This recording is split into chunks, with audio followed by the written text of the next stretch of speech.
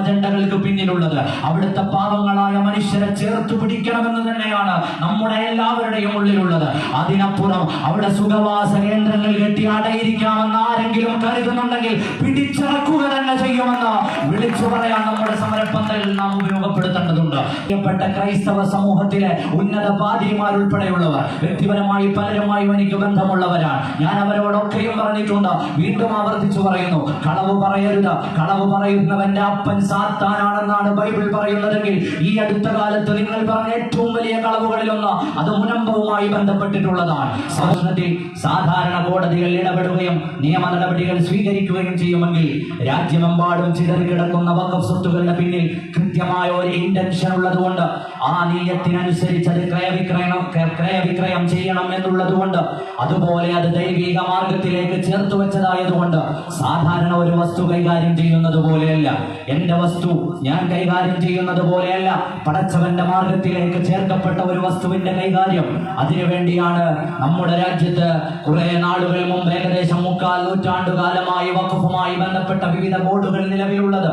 അതിന്റെ പ്രവർത്തനം, ഈ സ്വത്തുക്കളുടെ സംരക്ഷണവും ഇതിന്റെ ക്രയവിക്രയവും ഇതുമായി ബന്ധപ്പെട്ട തുടർ നടപടികളും ആരെങ്കിലും കൈവശം വെച്ചിട്ടുണ്ടെങ്കിൽ അതിൽ നിന്ന് പിടിച്ചെടുത്ത് ആരാണോ വഖഫ് ചെയ്തയാൾ അയാളുടെ നീയത്തിനനുസൃതമായി അത് ഉപയോഗപ്പെടുത്തലും തുടങ്ങി ധാരാളം ചിട്ടവട്ടങ്ങളുള്ള ബോർഡുകളെ രൂപപ്പെടുത്തിയതിന്റെ പിന്നിൽ ഈ ലക്ഷ്യങ്ങളാണുള്ളത്. അല്ലാതെ വഖഫ് ബോർഡ് രാജ്യത്തിന്റെ ഉള്ളിൽ രൂപീകരിക്കപ്പെട്ട മറ്റൊരു മതസംഘടനയോ മത ബോഡിയോ സംവിധാനമോ അല്ല. രാജ്യത്തിന്റെ ഭരണഘടനയ്ക്കുള്ളിൽ നിന്നുകൊണ്ട് തന്നെയാണ് രാജ്യത്തെ വഖഫ് ബോർഡ് നിലവിലുള്ളത്, അതിന്റെ പ്രവർത്തനങ്ങളും നിലവിലുള്ളത്. വഖഫ് ബോർഡും പള്ളികളും വഖഫ് സ്വത്തുകളും രാജ്യത്തിന്റെ ഭരണഘടന നമുക്ക് വെച്ച് നൽകുന്ന അവകാശമാണ്. ഒന്നാമതായി കേന്ദ്രം അവതരിപ്പിക്കുന്ന വഖഫ് ബില്ല് രാജ്യത്തെ ഭരണഘടന നമുക്ക് നൽകുന്ന അവകാശങ്ങളെ നിഷേധിക്കുകയാണ്. 13, 15, 25, 27, 30 അവകാശങ്ങളെ നിഷേധിച്ചുകൊണ്ട് തന്നെയാണ് ആ ബില്ല് രംഗത്തേക്ക് വരാൻ പോകുന്നത്. വിശാലമായി ഞാൻ ആ ഭാഗത്തേക്ക് സംസാരിച്ചു പോവുകയല്ല. സാധാരണ ഒരു ഭൂമിയിലേക്ക് ഒരാൾ കൈ ചൂണ്ടിയിട്ട് ഇതെന്റെ ഭൂമിയാണ് എന്ന് പറഞ്ഞാൽ അതിന്റെ കേസ് എത്തിച്ചേരുന്നത് ഇവിടുത്തെ സാധാരണ കോടതികളിലാണ്. അതുമായി ബന്ധപ്പെട്ട വാദങ്ങൾ അവിടെയാണുള്ളത്. നേരെ മറിച്ചൊരു പള്ളിയുടെ ഭൂമിയിലേക്കാണ് അയാൾ കൈ ചൂണ്ടുന്നതെങ്കിൽ ആ ഭൂമിയുമായി ബന്ധപ്പെട്ട വിഷയങ്ങളെ വേഗത്തിൽ പഠിക്കുവാനും അതിന്റെ ആധാരങ്ങളെ പരിശോധിക്കുവാനും അടിസ്ഥാനങ്ങളെ തെളിച്ച് കൃത്യമായ ഉത്തരം നൽകുവാനുമുള്ള ഉത്തരവാദിത്തം ഇവിടുത്തെ വഖഫ് ബോർഡുകൾക്കുണ്ട്. ഈ ബില്ലുകൾ പാസ്സായി വരുന്നതിലൂടെ വഖഫ് സ്വത്തുകളിലേക്ക് പലർക്കും അന്യാധീനമായി കടന്നു വരാം. ഏതൊരു സ്വത്തും ചൂണ്ടിക്കാണിച്ചിട്ട് ഇത് ഞങ്ങളുടേതാണെന്ന് പറയാം, ഇത് ഞങ്ങൾക്ക് അവകാശപ്പെട്ടതാണെന്ന് പറയാം, വേണമെങ്കിൽ കോടതിയിൽ പോകാൻ പറയാം. അവിടെയാണ് വഖഫ് ട്രൈബ്യൂണലുകൾക്കപ്പുറം സാധാരണ കോടതിയിലേക്ക് എത്തുമ്പോൾ പല കേസുകൾക്കും സംഭവിച്ച രൂപാന്തരം എന്തായിരുന്നു എന്ന് നമുക്ക് കൃത്യമായി ബോധമുള്ളതാണ്. ഈ വഖഫ് സംവിധാനങ്ങളെ പൊളിച്ചു കളഞ്ഞ് ആർക്കും ആരുടെയും സ്വത്തിനെ കൈകാര്യം ചെയ്യാവുന്ന അവസ്ഥയിലേക്ക് എത്തുമ്പോൾ അതിന്റെ പിന്നിൽ അപകടങ്ങൾ ഒരുപാടുണ്ട്. അതിന്റെ ഈ നമ്മുടെ നാട്ടിലെ വ്യത്യസ്തങ്ങളായ ഇടങ്ങളിലെ കണ്ണായ ഭൂമികൾ രാജ്യത്തെ ഏതെങ്കിലുമൊക്കെ അംബാനിമാർക്ക്, അദാനിമാർക്ക് അല്ലെങ്കിൽ വർഗീയതയ്ക്ക് കുടപിടിക്കുന്ന മനുഷ്യർക്ക് പതിച്ചു കൊടുക്കുന്ന ശൈലി രാജ്യത്ത് ഈ അടുത്ത കാലത്തായി കാണുന്നുണ്ട്. അയോധ്യയുടെ സമീപത്ത് ബഫർ സോണുകളായി പ്രഖ്യാപിച്ച ചില സ്ഥലങ്ങളുണ്ട്. ഹൈന്ദവ സഹോദരങ്ങൾ എന്റെ പ്രസംഗം കേൾക്കുന്നുവെങ്കിൽ നിങ്ങൾക്ക് ഗൂഗിൾ ചെയ്ത് നോക്കാം. സരയൂ നദിയുടെ തീരത്ത്, അയോധ്യയുടെ തീരത്ത് വ്യത്യസ്തങ്ങളായ ഇടങ്ങൾ ആരാധനകൾക്ക് അല്ലെങ്കിൽ ആരാധനകളുമായി ബന്ധപ്പെട്ട് ഹൈന്ദവർ പവിത്രമായി കണ്ടിരുന്ന പല പ്രദേശങ്ങളും ബഫർ സോണുകളായി പ്രഖ്യാപിച്ചിട്ട് അത് ആർക്കാണ് കൊടുത്തത്? ഹൈന്ദവ സമൂഹത്തിന് ആരാധനയ്ക്ക് വിട്ടുകൊടുത്തതല്ല, അത് അംബാനിക്കും രാകേഷ് മിത്തലിനും വിറ്റ കാഴ്ചയാണ് നമ്മുടെ രാജ്യത്ത് കാണുന്നതെങ്കിൽ ഒന്നാമതും രണ്ടാമതും മൂന്നാമതുമായി നമുക്ക് പറയാനുള്ളത് രാജ്യത്തെ പാർലമെന്റിന്റെ ഉള്ളിൽ അവതരിപ്പിക്കുന്ന ഈ ബില്ലുകൾ രാജ്യത്തിന്റെ കണ്ണായ സ്ഥലത്ത് ഏതൊക്കെയോ ഭൂമാഫിയുടെ താല്പര്യങ്ങൾക്ക് വേണ്ടി അവതരിപ്പിക്കുന്നതാണ്. അത് അനുവദിച്ചു തരാൻ ഈ രാജ്യത്തെ പൗരന്മാർക്ക് മനസ്സില്ല എന്ന് പ്രഖ്യാപിക്കുന്നതാണ് സമരം. പ്രിയപ്പെട്ട സഹോദരങ്ങൾ തിരിച്ചറിയേണ്ടതുണ്ട്. രണ്ടാമതായി നമ്മൾ ശരിയായി ഇത്തരം വിഷയങ്ങളെ വായിക്കുകയും നമ്മുടെ നാട്ടിലെ വഖഫ് സ്വത്തുക്കളെ സംരക്ഷിക്കുന്നതിൽ മുന്നിട്ടിറങ്ങുകയും ചെയ്യുക. നമ്മുടെ സമീപത്ത് മുനമ്പം കുറെ ദിവസങ്ങളായി പുകഞ്ഞുകൊണ്ടിരിക്കുന്നതിന്റെ വർത്തമാനം നമ്മളെല്ലാവരും കേൾക്കുന്നതാണ്. ആ വിഷയ സംബന്ധമായി മറ്റു പല ചർച്ചകളും ഇവിടെ നടന്നിട്ടുണ്ട്. അവിടെ നമ്മൾ ശ്രദ്ധിക്കേണ്ട ചില വിഷയങ്ങളെ കുറിച്ചാണ് എന്റെ സംസാരം ഇനി കടന്നു പോകുന്നത്. പ്രിയപ്പെട്ട സഹോദരങ്ങളെ, 1964 മുതൽ കേസുമായി ബന്ധപ്പെട്ട് മുനമ്പത്തെ ഈ ഭൂമി ചർച്ചകളിലുണ്ട്. നമുക്കെല്ലാവർക്കും അറിയാം, പറവൂർ കോടതി പറഞ്ഞ വിധിയുണ്ട്, അതിന്റെ മേലെ ഹൈക്കോടതികൾ പറഞ്ഞ വിധിയുണ്ട്. ഇങ്ങനെ വ്യത്യസ്തങ്ങളായ കോടതികൾ പലതവണ ഇടപെട്ടിട്ടുണ്ട്. ആലോചിച്ചു നോക്കൂ, ഈ കാലം അത്രയും ഇതിലൊന്നും മതം കടത്തി കയറ്റിയിട്ടില്ലാത്തവർ എന്തിന്റെ പേരിലായിരിക്കും 2024 ആകുമ്പോഴേക്ക് 2020കളുടെ ശേഷം ഈ തർക്കങ്ങളുടെ നടുവിലേക്ക് മതത്തെ വലിച്ചു കൊണ്ടുവന്നിട്ടുള്ളത്? അത് നമ്മുടെ രാജ്യത്ത് നടമാടിക്കൊണ്ടിരിക്കുന്ന പുതിയ സംഭവ വികാസങ്ങളിലേക്കുള്ള ചൂണ്ടുപലകയാണ്. എല്ലാത്തിനും അപ്പുറം മതത്തെ അവതരിപ്പിച്ചുകൊണ്ട് ആ മതത്തിന്റെ പിന്നാലെ വർഗീയ ധ്രുവീകരണങ്ങൾ സൃഷ്ടിച്ചുകൊണ്ട് ശരിയായ സത്യങ്ങളിൽ നിന്ന് ഒളിച്ചോടാനുള്ള ശ്രമമാണ് നടത്തുന്നതെങ്കിൽ മുനമ്പം ഭൂമി ഉൾപ്പെടെയുള്ള വിഷയങ്ങളിലെ കേസുകൾ എന്റെ സാധാരണക്കാരായ ആളുകൾ ശ്രദ്ധിച്ച് മനസ്സിലാക്കുക. ആ കേസുമായി ബന്ധപ്പെട്ട പ്രശ്നങ്ങൾ ഇന്ന് തുടങ്ങിയതല്ല, 2020 തുടങ്ങിയതല്ല, 2010 തുടങ്ങിയതല്ല. ആ ഭൂമി വഖഫ് ചെയ്ത് വർഷങ്ങൾക്കുള്ളിൽ തന്നെ അവിടെ താമസിച്ചിരുന്ന 14 ആളുകൾ കേസുമായി ബന്ധപ്പെട്ട് രംഗത്തുണ്ട്. അന്നൊന്നും മതത്തെ വലിച്ചു കൊണ്ടുവരാത്ത ആളുകൾ ഇന്ന് അതിന്റെ മറവിലൂടെ മതത്തെ കൊണ്ടുവന്ന് മതത്തെ ഇഞ്ചക്ട് ചെയ്ത് രണ്ട് സമൂഹങ്ങളെ തമ്മിലടിപ്പിക്കുവാനുള്ള കൃത്യമായ അജണ്ടയാണ് നടപ്പിലാക്കുന്നത് എന്ന് ശരിയായി സമൂഹം മനസ്സിലാക്കേണ്ടതുണ്ട്. അവിടെ താമസിക്കുന്ന ആളുകൾക്ക് കരമൊടുക്കാതിരിക്കാൻ ഏത് മുസ്ലിം സംഘടനയാണ് ഇവിടുത്തെ സർക്കാരിനോട് ആവശ്യപ്പെട്ടിട്ടുള്ളത്? അവിടെ താമസിക്കുന്ന ആളുകൾ ലോണുകൾക്ക് ചെല്ലുമ്പോൾ ഏത് മുസ്ലിം സംഘടനയുടെ നേതാവാണ് ആ ലോൺ പാസ്സാകാതിരിക്കാൻ അവിടെ ചെന്നു നിന്നത്? ആലോചിച്ചു നോക്കൂ. ഈ കാലം അത്രയും അവർക്ക് കരമടയ്ക്കാൻ കഴിയാത്തത്, അല്ലെങ്കിൽ ലോൺ എടുക്കാൻ കഴിയാത്തത്, ഒരു മൊബൈൽ ഫോൺ പോലും EMI വാങ്ങാൻ ആ പ്രദേശത്തിന്റെ അവസ്ഥ പറയുമ്പോൾ സാധിക്കുന്നില്ല എന്ന് പറയുന്നവരില്ലേ? ആരാണത് തടഞ്ഞത്? കേരളത്തിലെ ഒരു മുസ്ലിം സംഘടനയുമല്ല. ഇവിടുത്തെ നിയമം വഴി വ്യവസ്ഥാപിതമായ നിയമം വഴി സ്ഥാപിതമായ നിയമ സംവിധാനങ്ങളാണ് ഇത്രകാലം ആ ഭൂമിയിൽ എന്തോ പ്രശ്നമുണ്ട് എന്ന് പറഞ്ഞിരുന്നത്. അല്ലാതെ മുസ്ലിങ്ങളല്ല എന്ന തിരിച്ചറിവ് ഒന്നാമതുണ്ടാകേണ്ടതുണ്ട്. നമ്മളാരും അവിടെ ചെന്നിട്ട് അവിടെയുള്ള മനുഷ്യർക്ക് കരമടയ്ക്കാതിരിക്കാൻ അല്ലെങ്കിൽ മറ്റേതെങ്കിലും അവകാശങ്ങൾ നിഷേധിക്കാൻ ഇന്ന് വരെ ഒരു മുസ്ലിം സംഘടന അങ്ങനെ അവിടെ ചെന്നിട്ട് മനുഷ്യത്വ വിരുദ്ധമായി പെരുമാറിയതിന്റെ ഒരു വർത്തമാനവും സമൂഹത്തിന്റെ മുമ്പിൽ അവതരിപ്പിക്കാൻ കഴിയുകയില്ല. പ്രിയപ്പെട്ട സഹോദരങ്ങളെ, അതുകൊണ്ടാണ് ഞാൻ ആമുഖമായി പറഞ്ഞു വെച്ചത്, ഈ സമരങ്ങളും ഈ കേസുകളും ഇതൊക്കെയും മുന്നേ നടന്നെങ്കിലും അത് വർഗീയമായിരുന്നില്ല. അതിന്റെ പിന്നിലേക്ക് വർഗീയതയെ കൊണ്ടുവന്ന് അതിന്റെ മറവിലൂടെ മറ്റെന്തൊക്കെയോ താല്പര്യങ്ങളെ കൂട്ടിക്കുഴയ്ക്കുകയാണ്. അവിടെ വീണ്ടും നമുക്ക് ചിലത് ചർച്ച ചെയ്യാനുള്ളത്. പ്രിയപ്പെട്ട സഹോദരങ്ങൾ, ആലോചിച്ചു നോക്കൂ. നമ്മുടെ കേരളത്തിൽ വിവിധങ്ങളായ മുസ്ലിം പത്രങ്ങളുണ്ട്. ആ പത്രങ്ങളൊക്കെയും മുനമ്പം വിഷയത്തിൽ കൃത്യമായ നിലപാടുകൾ സ്വീകരിക്കുന്നവയാണ്. അവരെഴുതിയ മുഖപ്രസംഗങ്ങൾ നിങ്ങൾ കണ്ടിട്ടുണ്ടാകും. പേര് പറഞ്ഞു തന്നെ നമുക്ക് പറയാം, ദീപിക കഴിഞ്ഞ കുറെ നാളുകളായി കേരളീയ സമൂഹത്തിന്റെ നടുവിൽ ഛർദ്ദിച്ചു വെക്കുന്നത് ഒന്നാം തരം വർഗീയ അജണ്ടയാണ് എന്ന് ഈ സമരം ഓർമ്മപ്പെടുത്തുകയാണ്. ആ ദീപിക ഉൾപ്പെടെയുള്ള പത്രം നടത്തുന്ന മാനേജ്മെന്റുകൾ അതിലൂടെ ലക്ഷ്യം വെക്കുന്നത് മുനമ്പത്ത് താമസിക്കുന്ന ഏതെങ്കിലും ഒരു പാവപ്പെട്ടവന്റെ ഉന്നമനമല്ല, ഏതൊക്കെയോ അധികാരികളെ തൃപ്തിപ്പെടുത്താനുള്ള ശ്രമമാണെന്ന് തിരിച്ചറിയാനുള്ള ബോധം ഈ സമൂഹത്തിനുണ്ട് എന്ന് സകല പത്രമാധ്യമങ്ങളോട് നമുക്ക് പറയാനുണ്ട്.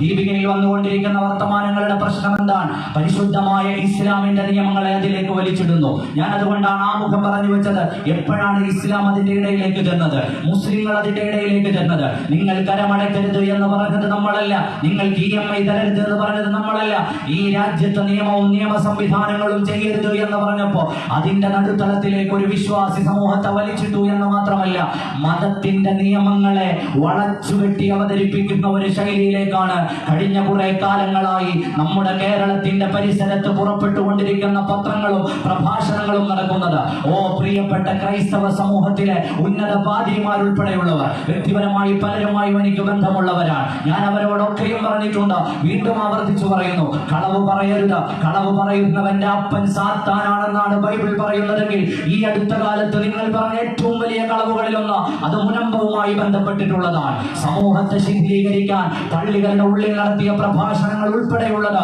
സമൂഹത്തിന്റെ നടുത്തളത്തിൽ വലിയ ചിത്രതകൾ സൃഷ്ടിക്കുമ്പോഴാണ് വർഗീയത പറയരുത് എന്ന് പറഞ്ഞുകൊണ്ട് ഈ പണ്ഡിത സമൂഹവും ഈ സാധാരണക്കാരും രംഗത്തേക്ക് വരുന്നത്. വർഗീയത അതിന്റെ പിന്നിലേക്ക് കൊണ്ടുവരുന്നതിന്റെ പിന്നിൽ വലിയ താല്പര്യങ്ങളുണ്ട്. ആ താല്പര്യങ്ങൾ എന്താണ് എന്ന് കൃത്യമായി മനസ്സിലാക്കാനുള്ള ബോധവും യുക്തിയും മുസ്ലിങ്ങൾക്കുണ്ട്, മുസ്ലിം പത്രങ്ങൾക്കുണ്ട്, സാമൂഹിക നേതൃത്വങ്ങൾക്കുണ്ട്. പ്രിയപ്പെട്ട സഹോദരങ്ങളെ, നമ്മൾ ആലോചിച്ചു നോക്കൂ.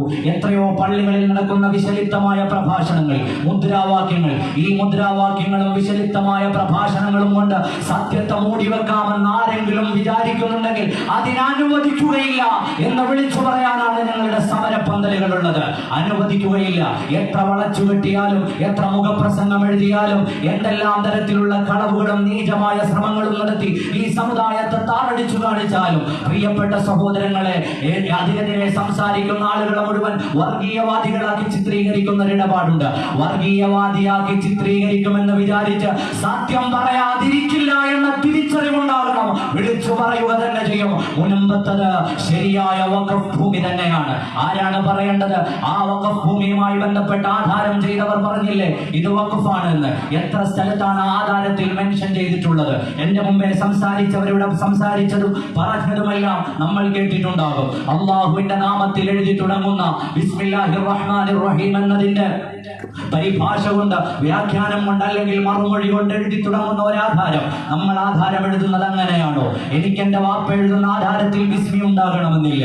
നിങ്ങളുടെയൊക്കെ വീടുകളിൽ ആധാരങ്ങളില്ലേ? അപ്പോൾ അതിന്റെ പിന്നിലുള്ള കൃത്യമായ ചിന്തയും വിചാരവും അള്ളാഹുവിന്റെ മാർഗത്തിൽ നൽകുക എന്നുള്ളത് തന്നെയാണ്. അതുകൊണ്ടാണ് ആ ആധാരം ബിസ്മി കൊണ്ട് ആരംഭിക്കുകയും വിവിധങ്ങളായ ഇടങ്ങളിൽ ബിസ്മില്ലാഹിർ റഹ്മാനിർ റഹീം എന്നതുകൊണ്ട് തുടങ്ങി വെക്കുന്ന ആധാരം വഖഫാണ് എന്ന് കൃത്യമായി പറഞ്ഞു വെക്കുകയും ചെയ്യുന്നത്. ആ ആധാരം രജിസ്റ്റർ ചെയ്യപ്പെട്ട രജിസ്റ്റർ ഓഫീസ് ഇവിടെയുണ്ട്. അല്ലാതെ മുനമ്പത്തെ ഭൂമി ആകാശത്തുനിന്ന് പൊട്ടി വീണതല്ല. എന്ന് മാത്രമല്ല, ആർക്കാണോ എഴുതി കൊടുത്തിട്ടുള്ളത്? ഈ കേസിലെ ഒന്നാമത്തെയും രണ്ടാമത്തെയും മൂന്നാമത്തെയും പ്രതി ഫറൂഖ് കോളേജ് ആണ് എന്ന് വിളിച്ചു പറയാൻ നമ്മൾ ആഗ്രഹിക്കുകയാണ്. കാരണം മറ്റൊന്നുമല്ല, രണ്ട് ആളുകൾ തമ്മിലുള്ള പ്രശ്നം, രണ്ട് ലാൻഡ് ഓണേഴ്സ് തമ്മിലുള്ള പ്രശ്നം സമൂഹത്തിന്റെ നടുത്തളത്തിലേക്ക് വലിച്ചിട്ട് സാമൂഹികമായ മുസ്ലിം സമൂഹം തെരുവോരങ്ങളിൽ ഈ വർഗീയ പ്രചരണങ്ങളും മോശമായ വിചാരണകളും നേരിടുമ്പോൾ കാമ എന്ന് പറയാതെ ഒളിച്ചിരുന്ന ഫറൂഖ് കോളേജ് മുസ്ലിം ഉമ്മത്തിന് ലഭിക്കുന്ന ഇത്തരം നീചമായ ഈ വിഷയത്തിൽ ലഭിച്ചുകൊണ്ടിരിക്കുന്ന നീചമായ കമന്റ്സുകളുടെയും നീചമായ വർത്തമാനങ്ങളുടെയും ഉത്തരവാദിത്തം ഏറ്റെടുക്കുകയും സമൂഹത്തിന്റെ മുമ്പിൽ നാട്ടലിന് നിവർത്തി നിങ്ങൾ പറയുകയും വേണം അത് വഖഫാണോ അല്ലയോ എന്ന്. വഖഫാണെന്നതിൽ നമുക്കാർക്കും സംശയമില്ല.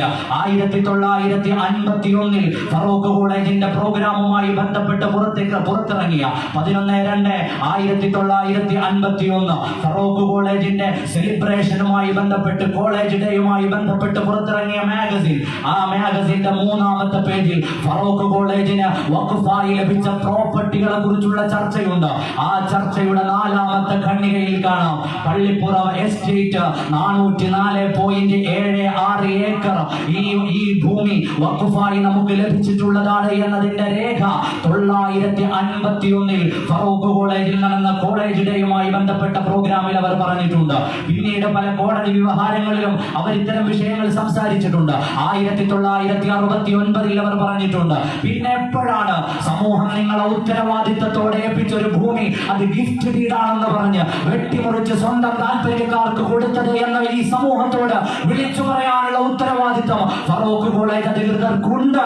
അല്ലെങ്കിൽ അവരെ കൊണ്ട് പറയിപ്പിക്കാൻ ഈ സമുദായം സന്നദ്ധമാണ് എന്ന് വീണ്ടും പറയാൻ നമ്മൾ ആഗ്രഹിക്കുകയാണ്. ഈ ഒളിച്ചുകളി അനുവദിച്ചു കൊടുക്കാൻ പറ്റില്ല.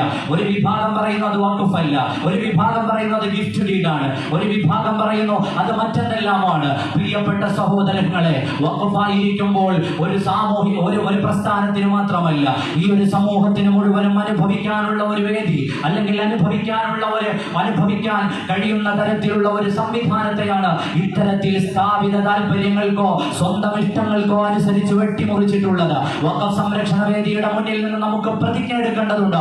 മുനമ്പത്തെ മാത്രം ഭൂമിയല്ല. 2007 നിസാർ കമ്മീഷൻ പറഞ്ഞു കേരളത്തിൽ 600-ലേറെ ഏക്കർ വഖഫ് അന്യാധീനപ്പെട്ടു പോയിട്ടുണ്ടെന്ന്. അതിന്റെ ഓരോ തുണ്ടും തിരിച്ചു പിടിക്കും വരെ സമരം ചെയ്യുമെന്ന് നാം പ്രതിജ്ഞ എടുക്കേണ്ടതുണ്ട്. കാരണം അത് നമ്മുടെ മുൻഗാമികൾ നമ്മെ ഏൽപ്പിച്ചു പോയതാണ്. അവരുടെ നിയത്ത് ആ ഭൂമിയിൽ സുജൂദ് ചെയ്യണമെന്നാണ്. അതിൽ നിന്ന് കിട്ടുന്ന വരുമാനം കൊണ്ട് ഇവിടുത്തെ സമൂഹത്തിന് വളർച്ചയുണ്ടാകണമെന്നാണ്. അവരുടെ മുസ്ലിങ്ങളുടെ നിയത്ത് അവിടെ ബാർ ഉണ്ടാകണമെന്നല്ല, അവിടെ റിസോർട്ട് ഉണ്ടാകണമെന്നല്ല, അവിടെ ആയുർവേദ സ്പാകൾ ഉണ്ടാകണമെന്നല്ല, അവിടെ മറ്റേതെങ്കിലും താല്പര്യങ്ങൾ ഉണ്ടാകണമെന്നല്ല. ആ സമൂഹത്തിന്റെ നിയത്ത്, മുൻഗാമികളുടെ നിയത്തിനെ നെഞ്ചോട് ചേർത്ത് പിടിക്കാൻ കഴിയുന്ന ആവേശം നമ്മുടെ ഹൃദയത്തിൽ ഉണ്ടാകണമെന്ന് ഈ സമ്മേളനം നിങ്ങൾ ഓരോരുത്തരോടും ആവശ്യപ്പെടുകയാണ്. പ്രിയപ്പെട്ട സഹോദരങ്ങളെ, ഈ സത്യങ്ങളെ നമ്മൾ തിരിച്ചറിയേണ്ടതുണ്ട്. എന്തുകൊണ്ടാണെന്നറിയില്ല, വിവിധങ്ങളായ സമയങ്ങളിൽ ഈ മുത്തവല്ലി പദവിയായി അല്ലെങ്കിൽ ഈ വഖഫിനെ നോക്കി നടത്തേണ്ട പദവിയുള്ള ഈ ഫറൂഖ് കോളേജ് ഈ ആധാരത്തെയും ഈ ക്രയവിക്രയത്തെയും ഒക്കെ വളരെ നിസ്സാരമാക്കി സമൂഹത്തിന് ലഭിക്കേണ്ട ഈ ആനുകൂല്യങ്ങളെ നഷ്ടപ്പെടുത്തിയത് എന്ന് നാം വളരെ സങ്കടത്തോടെ ചിന്തിക്കുകയും അവരിൽ നിന്ന് കൃത്യമായ ഉത്തരം വേണമെന്ന് നമുക്ക് സാധ്യമുണ്ടാവുകയും വേണം. കാരണം അവരെയാണല്ലോ ഇത് നോക്കാൻ ഏൽപ്പിച്ചത്. ഇടയ്ക്ക് ചില നരേഷനുകളൊക്കെ കണ്ടു, വഖഫ് വെക്കുമ്പോൾ അതിൽ ചില ക്ലോസുകൾ വെക്കാൻ പാടില്ല അത്രേ. ഈ വേദിയിൽ എത്രയോ പണ്ഡിതന്മാരുണ്ട്. ഹനഫി മദ്ഹബ് പ്രകാരം ഈ കച്ചി ഹേമൻ വിഭാഗത്തിൽപ്പെട്ട ഈ സിദ്ദീഖ് സേട്ട് എഴുതി ചേർത്തിരിക്കുന്ന വഖഫ് ആധാരത്തിൽ ആ മദ്ഹബിന്റെ നിയമങ്ങൾക്ക് പുറത്തോ അല്ലെങ്കിൽ വഖഫ് അല്ലാതെയാകുന്നതോ ആയ ഒരു ക്ലോസും വന്നിട്ടില്ല. എന്ന് മാത്രമല്ല, ശാഫിഈ മദ്ഹബ് പ്രകാരവും അതിന് പ്രശ്നങ്ങളൊന്നുമില്ല. വാഖിഫിന് തന്റെ ഉദ്ദേശം നടന്നില്ലെങ്കിൽ ആ സ്വത്ത് തിരിച്ചെടുക്കാനുള്ള അവകാശം നമ്മുടെ പരിശുദ്ധമായ ഇസ്ലാമിലെ വ്യത്യസ്തങ്ങളായ മദ്ഹബുകൾ നൽകുന്നുണ്ട്. അതുമാത്രമാണ് അദ്ദേഹം എഴുതി ചേർത്തിട്ടുള്ളത്. ആ ക്ലോസുകൾ കാണിച്ച് മുസ്ലിം സമൂഹത്തിന്റെ ഭൂമി ഒന്നടങ്കം തട്ടിയെടുക്കാമെന്ന് ആരെങ്കിലും വിചാരിക്കുന്നുണ്ടെങ്കിൽ ആ വിചാരവും മാറ്റിവെച്ചേക്കൂ എന്ന് പറയാനാണ് നമ്മൾ ആഗ്രഹിക്കുന്നത്. അങ്ങനെ ചില ക്ലോസുകളുടെ പേരിൽ അത് വഖഫല്ല എന്ന് പറയാൻ ആരെയും നമ്മൾ ചുമതലപ്പെടുത്തിയിട്ടില്ല. അതിന്റെ മതപരമായ നിയമം പറയണമെങ്കിൽ പണ്ഡിതന്മാർ പറയും. പ്രിയപ്പെട്ട സഹോദരങ്ങൾ, അത് തിരിച്ചറിയുക.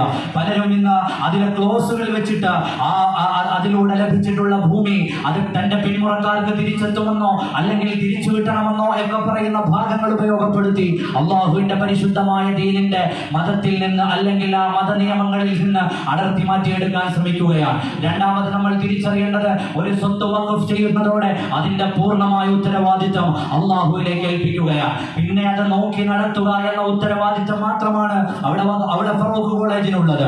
അഥവാ ആ കോളേജ് ഇല്ലാതെയായാൽ ആ ഭൂമി തിരിച്ചു വരുന്നത് ആരിലേക്കാണ്? ഈ സിദ്ദീഖ് സേട്ട് അടക്കമുള്ളവരുടെ കുടുംബത്തിലേക്ക് തിരിച്ചു വരുമെന്ന് പറഞ്ഞാൽ അവരുടെ സ്വകാര്യ സ്വത്തായി വരും എന്നല്ല, മറിച്ച് അള്ളാഹുവിന്റെ മാർഗത്തിൽ വഖഫ് ചെയ്ത ഭൂമിയുടെ നോട്ടം, ഉത്തരവാദിത്വം, കൈകാര്യകർത്തൃത്വം അവരിലേക്ക് മടങ്ങി വരും എന്നാണ് അതിന്റെ ആശയം. ആ ആശയത്തെ കൃത്യമായി നാം മനസ്സിലാക്കുകയും പഠിക്കുകയും വിശാലമായി ചർച്ച ചെയ്യുകയും ചെയ്യേണ്ടതുണ്ട്. ഞാൻ എന്റെ വർത്തമാനം അവസാനിപ്പിക്കുകയാണ്. കേരളീയ പരിസരത്ത് ഒരുപാട് തെറ്റിദ്ധാരണകൾക്ക് വിധേയമായി കൊണ്ടിരിക്കുന്ന ഒരു വിഷയം. ആ വിഷയത്തെ രമ്യമായി പരിഹരിക്കണമെന്ന് ആഗ്രഹിക്കാത്ത ഒരു മുസ്ലിമും എന്റെ ശബ്ദം കേൾക്കുന്നില്ല. നമുക്കെല്ലാവർക്കുമുള്ള ആഗ്രഹം അത് തന്നെയാണ്. അവിടെ പാവങ്ങളായ ആളുകൾ പലരും വഞ്ചിക്കപ്പെട്ടിട്ടുണ്ട്. ആരാണോ വഞ്ചിച്ചത് അവരിൽ നിന്ന് അർഹമായ പ്രതിഫലം വാങ്ങിക്കൊടുക്കണമെന്ന് പറയാത്ത ഒരു മനുഷ്യനും ഈ കൂട്ടത്തിലില്ല. പ്രിയപ്പെട്ട സഹോദരങ്ങളെ, ആ കൂട്ടത്തിലുള്ള പാവങ്ങളായ മനുഷ്യരെ ആരാണോ പറ്റിച്ചിട്ടുള്ളത്, ആരാണോ അവർക്ക് വ്യാജമായ അധികാരങ്ങളും വ്യാജമായ പ്രമാണങ്ങളും ചവച്ചു നൽകിയത്, അവരെ സമൂഹത്തിന്റെ മുമ്പിൽ വിചാരണ ചെയ്യുക തന്നെ വേണം. അവിടെയും നമ്മൾ ആലോചിച്ചു നോക്കൂ. സർക്കാരിന്റെ ഭൂമി കയ്യേറിയതുണ്ട്. അതുപോലെ അവിടെ താമസിക്കുന്ന മനുഷ്യരെ കുറിച്ചുള്ള ഊതിപ്പെരുപ്പിച്ച കണക്കുകൾ വന്നിട്ടുണ്ട്. 650 എന്ന് പറഞ്ഞതിൽ നിന്ന് ഇന്ന് ഏകദേശം വഖഫ് സംരക്ഷണ സമിതിയൊക്കെ ഇടപെട്ടു തുടങ്ങിയപ്പോൾ 130ലേക്ക് അത് കുറഞ്ഞിട്ടുണ്ട്.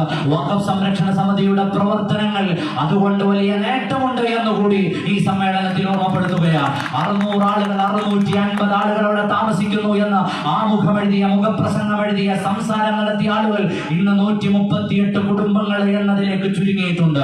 138 കുടുംബങ്ങൾ അവിടെ താമസിക്കുന്നുണ്ട് എന്ന് മനസ്സിലാക്കിയാൽ തന്നെ അതിന്റെ മറുഭാഗത്തുള്ളവരോ, അവിടെയാണ് നമുക്ക് പറയാനുള്ളത്. ഈ 138 കുടുംബങ്ങളെയും ഈ സമരപ്പന്തലിലേക്ക് വലിച്ചഴിച്ച് അവരുടെ അവകാശങ്ങൾ പോലും നഷ്ടമാകുന്ന തരത്തിൽ ആ സമരങ്ങൾക്ക് ഫണ്ട് ചെയ്ത് അതൊരു മതവിഷയമാക്കി മാറ്റി തീർക്കാൻ ശ്രമിച്ചത് അവിടെയുള്ള മാഫിയകളാണ് എന്ന് പലപ്പോഴും നിങ്ങൾ തിരിച്ചറിഞ്ഞിട്ടുണ്ടാവും. നമ്മൾ തീരുമാനമെടുക്കുകയാണ്, അല്ലെങ്കിൽ നമ്മൾ ഉറച്ചു മുന്നോട്ട് പോകാൻ ഒരുങ്ങുകയാണ്. ആരാണോ അത്തരം അജണ്ടകൾക്ക് പിന്നിലുള്ളത്, അവിടുത്തെ പാവങ്ങളായ മനുഷ്യരെ ചേർത്ത് പിടിക്കണമെന്ന് തന്നെയാണ് നമ്മുടെ എല്ലാവരുടെയും ഉള്ളിലുള്ളത്. അതിനപ്പുറം അവിടെ സുഖവാസ കേന്ദ്രങ്ങൾ കെട്ടി അടയിരിക്കാമെന്ന് ആരെങ്കിലും കരുതുന്നുണ്ടെങ്കിൽ പിടിച്ചിറക്കുക തന്നെ ചെയ്യുമെന്ന് വിളിച്ചു പറയാൻ നമ്മുടെ സമരപ്പന്തലിൽ നാം ഉപയോഗപ്പെടുത്തേണ്ടതുണ്ട്.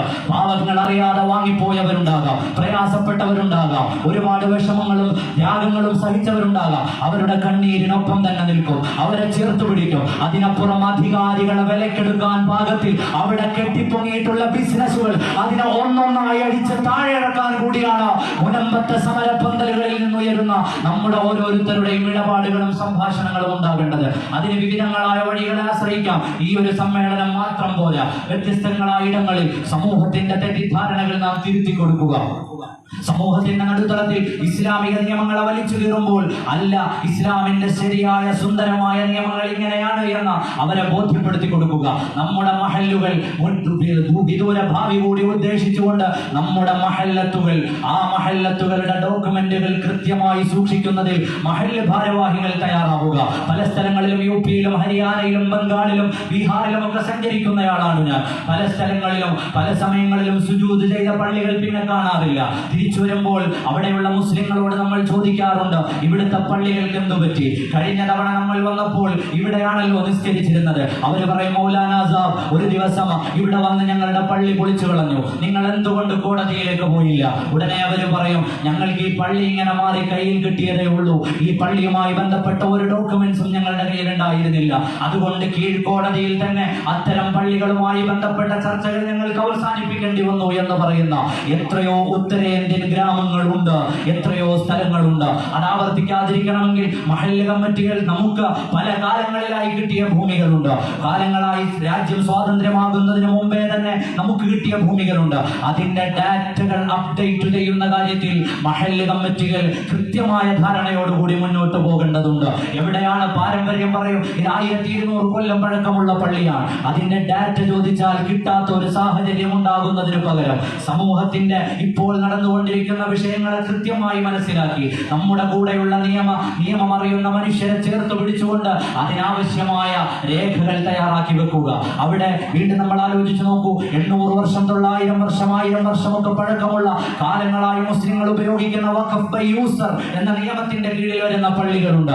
അത്തരം സ്ഥാപനങ്ങൾക്ക് പോലും ഇന്ന് വലിയ ഭീഷണിയാകുന്ന തരത്തിലേക്കാണ് വഖഫ് ബില്ലുകൾ വരുന്നത് എന്ന തിരിച്ചറിവ് നമുക്കുണ്ടാവുക. ഞാൻ എന്റെ വർത്തമാനം അവസാനിപ്പിക്കുകയാണ്. ഇങ്ങനെയൊക്കെയാണ് മുനമ്പത്ത് നടന്നുകൊണ്ടിരിക്കുന്നതെങ്കിൽ കൃത്യമായി ആധാരമുള്ള രജിസ്റ്റർ ചെയ്തിട്ടുള്ള അവിടെയാണ് ഒരു മനുഷ്യൻ, മരിച്ചുപോയ ഒരു മനുഷ്യൻ, ആ മനുഷ്യൻ തന്റെ പരലോകം ഉദ്ദേശിച്ചുകൊണ്ട് അദ്ദേഹത്തിന്റെ പരലോക പ്രാപ്തിക്കു വേണ്ടി, മോക്ഷത്തിന് വേണ്ടി സമ്മാനിച്ച ഒരു ഭൂമിയെ വിവാദങ്ങളിലേക്ക് വലിച്ചിട്ട് എത്ര വർത്തമാനമാണ് നമ്മൾ പറഞ്ഞത്. ആ മനുഷ്യൻ എവിടുന്നോ തട്ടിയെടുത്തതാണെന്ന്, പാട്ടത്തിനെടുത്തതാണെന്ന്, അല്ലെങ്കിൽ ഏതോ ആളിന്റെ കയ്യിൽ നിന്ന് വാടകയ്ക്കെടുത്തതാണെന്ന് എത്ര എഴുത്തുകളും വർത്തമാനങ്ങളുമാണ് വന്നത്. ഫറൂഖ് കോളേജ് തന്നെ എത്ര വർത്തമാനങ്ങളാണ് പറഞ്ഞത്. നമ്മുടെ മുൻഗാമികളെ മീഡിയയ്ക്കും ആവശ്യമില്ലാത്ത ചർച്ചകൾക്കും വലിച്ചെറിഞ്ഞു കൊടുക്കുന്ന ഈ പ്രവണത നിർത്തിയിട്ട് നാട്ടിലുണ്ടെങ്കിൽ അവരെ ബാക്കി വെച്ചത് സംരക്ഷിക്കാൻ ഇറങ്ങൂ എന്ന് ഉമ്മത്തിനോട് വിളിച്ചു പറയുകയാണ്. അയാളുടെ ഈമാനും അയാളുടെ ഹിദായത്തും അയാളുടെ ഇന്റൻഷനും അയാളുടെ നീയത്തും അയാൾ നൽകിയതുമായി ബന്ധപ്പെട്ട ആ മനുഷ്യനെ വലിച്ചു കീറുന്നതിന് പകരം ഖബറിൽ കിടക്കുന്ന മനുഷ്യൻ തന്റെ പാരത്രിക മോക്ഷത്തിന് ചെയ്തു വെച്ചതിനെ വലിച്ചു കീറി ഇസ്ലാമിക വിരോധികളുടെ അണ്ണാക്കിലേക്ക് എറിഞ്ഞു കൊടുക്കുന്നതിന് പകരം നിങ്ങൾക്ക് നട്ടലുണ്ടെങ്കിൽ നിങ്ങളുടെ മുൻഗാമികൾ നൽകിയതിനെ സംരക്ഷിക്കാൻ തയ്യാറാകൂ എന്നുകൂടി നാം ഓരോരുത്തരും നമ്മുടെ സമൂഹത്തോട് വിളിച്ചു പറയുക, നമ്മുടെ സമൂഹങ്ങളോട് പറയുക. ഞാൻ അവസാനിപ്പിക്കുകയാണ് പ്രിയപ്പെട്ട സഹോദരങ്ങളെ. ഇന്നലെയോ ഞാൻ ഒരു പ്രസ്താവന കണ്ടു. മുനമ്പത്തെ സമരപ്പന്തലിൽ എത്തുന്ന പല ആളുകളും വ്യത്യസ്തങ്ങളായ പ്രസ്താവനകൾ നടത്താറുണ്ട്. എന്നാൽ ഉത്തരവാദിത്തപ്പെട്ട ആളുകൾ നടത്തുന്ന പ്രസ്താവനകൾ അത് ശ്രദ്ധിക്കുക തന്നെ വേണം. കാരണം ഇവിടുത്തെ മുസ്ലിം സമൂഹം, ആ മുസ്ലിം സമൂഹം ഒരു നാഥനില്ല, കളരിയല്ല, അല്ലെങ്കിൽ ആർക്കും വന്ന് ഓടിക്കേറി എന്ത് വില കുറഞ്ഞ അഭിപ്രായവും പറയാനുള്ള ഒരു ചാഞ്ഞ മനമല്ല. കേരളത്തിലെ മുസ്ലിങ്ങൾ എന്ന തിരിച്ചറിവ് എല്ലാവരിലും ഉണ്ടാകണം. രണ്ടാമത് കോട്ടയം MP-യുടെ പ്രസ്താവന ഇനിയാണ് നിങ്ങൾ വായിച്ചിട്ടുണ്ടാകും. അവരടക്കം എല്ലാവരോടും നമുക്ക് പറയാനുള്ളത്, ഉത്തരവാദിത്തപ്പെട്ട സ്ഥാനത്തിരുന്ന് വർത്തമാനം പറയുമ്പോൾ കൃത്യമായ വിഷയത്തെക്കുറിച്ചുള്ള ധാരണ ഉണ്ടാവുക. നിങ്ങളെ പാർലമെന്റിലേക്ക് തെരഞ്ഞെടുത്തത് ഏതെങ്കിലും ഒരു മതവിഭാഗത്തിന്റെ മാത്രം വോട്ടല്ല. ഇവിടുത്തെ മതേതര സമൂഹം, ഇവിടെ ജനാധിപത്യവും വർഗീയതയില്ലാതെ മതമൂല്യങ്ങൾ ഉൾക്കൊണ്ട് മനുഷ്യർ പരസ്പരം ഒന്നായിരിക്കണമെന്ന് ആഗ്രഹിച്ച മനുഷ്യരുടെ ഒക്കെയും വോട്ട് വീണിട്ടാണ് നിങ്ങളിൽ പലരും അവിടെ ഇരിക്കേണ്ടത്. നിങ്ങളുടെ ഭാഷ ഒരിക്കലും രാജ്യത്തെ വർഗീയവാദികളുടെ ഭാഷ ഭാഷയാകരുത്, അത് മനുഷ്യരുടെ ഭാഷയായി മാറണമെന്ന് കൂടി ഓർമ്മപ്പെടുത്താൻ ആഗ്രഹിക്കുകയാണ്. മുസ്ലിം സമൂഹം, മുസ്ലിം സമൂഹത്തിലെ സംഘടനകൾ, മുസ്ലിം സമൂഹത്തിന്റെ മഹല്ലുകൾ ഒറ്റക്കെട്ടായി ഇത്തരം വിഷയങ്ങളിൽ സമൂഹത്തെ തേജോവധം ചെയ്യുകയും തെരുവോരങ്ങളിലൂടെ തെറി വിളിച്ച് പ്രകടനം നടത്തുകയും ചെയ്യുന്ന ഈ അവസരത്തിൽ എല്ലാവരും ഉറക്കം വെടിഞ്ഞ് രംഗത്തേക്ക് വന്ന ഈ വിഷയത്തെ എന്റെ വിഷയമായി ഏറ്റെടുക്കുവാനുള്ള ഊർജവും ആർജവവും എല്ലാവരിലും ഉണ്ടാകണമെന്ന് ഈ പന്തലും ഈ പ്രഖ്യാപന സമ്മേളനങ്ങളും ഈ പൊതുസമ്മേളനങ്ങളും ഓർമ്മപ്പെടുത്തുന്നുണ്ട്. അല്ലാഹു സുബ്ഹാനഹു വ തആല നമുക്ക് എല്ലാവർക്കും അതിനുള്ള തൗഫീഖ് നൽകുമാറാകട്ടെ. സത്യത്തോടൊപ്പം നിലകൊള്ളുക, നീതിയോടൊപ്പം നിലകൊള്ളുക. നമ്മൾ ന്യായത്തോടൊപ്പമായതുകൊണ്ടാണ് ഇതര മത സുഹൃത്തുക്കൾ പോലും നമ്മുടെ വിഷയങ്ങളിൽ, നമ്മുടെ വേദികളിൽ വന്ന് സംസാരിച്ചു കൊണ്ടിരിക്കുന്നത്. ന്യായത്തിന്റെയും നീതിയുടെയും പക്ഷത്തു നിൽക്കുന്നതിന് ഒന്നും നോക്കേണ്ടതില്ല. ആ നീതിയുടെയും ന്യായത്തിന്റെയും പക്ഷത്ത് ഉറച്ചു നിന്നുകൊണ്ട് രാജ്യത്തിന്റെ സൗഹാർദ്ദങ്ങളിലും രാജ്യത്തിന്റെ മനോഹരമായ സന്ദേശങ്ങളിലും ഒന്നിച്ച് ജീവിക്കുന്ന, പരസ്പരം കൈകോർത്ത് ജീവിക്കുന്ന നമ്മുടെ പാരമ്പര്യവും അതൊക്കെയും നിലനിർത്തുക. മുസ്ലിങ്ങളെക്കാലവും അങ്ങനെ തന്നെയായിരുന്നു. ആ ചിന്തയിൽ മുന്നോട്ട് ഗമിക്കുന്നതിന്റെ ഇടയിൽ ശരിയായി സമുദായത്തെ ഉയർത്തിപ്പിടിച്ചുകൊണ്ട് ആ സമുദായത്തിന്റെ ഇസ്സത്ത് നിലനിർത്തിക്കൊണ്ട് ഒന്നായി ഒറ്റക്കെട്ടായി മുന്നോട്ട് പോകാൻ നമുക്ക് അല്ലാഹു തൗഫീഖ് നൽകുമാറാകട്ടെ. വീക്ഷണങ്ങളിൽ വ്യത്യാസങ്ങൾ ഉണ്ടാകാം, രാഷ്ട്രീയ ഭിന്നതകൾ ഉണ്ടാകാം, അഭിപ്രായ ഭിന്നതകൾ ഉണ്ടാകാം. എന്നെ കേൾക്കുന്ന നിങ്ങളിൽ പലരും എന്റെ ഐഡിയോളജിയോട്, എന്റെ ആശയങ്ങളോട് യോജിക്കാത്തവരുണ്ടാകാം, എന്റെ പൊളിറ്റിക്കൽ സ്റ്റേറ്റ്മെന്റുകളോട് യോജിക്കാത്തവരുണ്ടാകാം. പക്ഷേ നമ്മളെല്ലാവരും വിശ്വാസികൾ എന്ന നിലയിൽ ഒറ്റക്കെട്ടാണ്. ഇത്തരം വിഷയങ്ങളിൽ വരുമ്പോൾ ആ വിഷയങ്ങളിൽ ഐക്യത്തോടെ ഒരു നൂലിൽ കോർത്തിട്ട മാലകളെ പോലെ ഒന്നിച്ചിരുന്ന വിഷയത്തെക്കുറിച്ച് കൃത്യമായ ധാരണയുള്ളവരായി ചർച്ച ചെയ്ത് അത്തരം വിഷയങ്ങളിൽ ഇടപെടാൻ നമുക്ക് എല്ലാവർക്കും കഴിയണമെന്ന് കൂടി ഓർമ്മപ്പെടുത്തി ഞാൻ എന്റെ വർത്തമാനം അവസാനിപ്പിക്കുന്നു. എന്നെ കേട്ടിരുന്ന എല്ലാവർക്കും 1000 സന്തോഷങ്ങൾ പങ്കുവെച്ച് അൽഹംദുലില്ലാഹി റബ്ബിൽ ആലമീൻ. വസ്സലാമു അലൈക്കും വറഹ്മത്തുള്ളാഹി വബറകാതുഹു.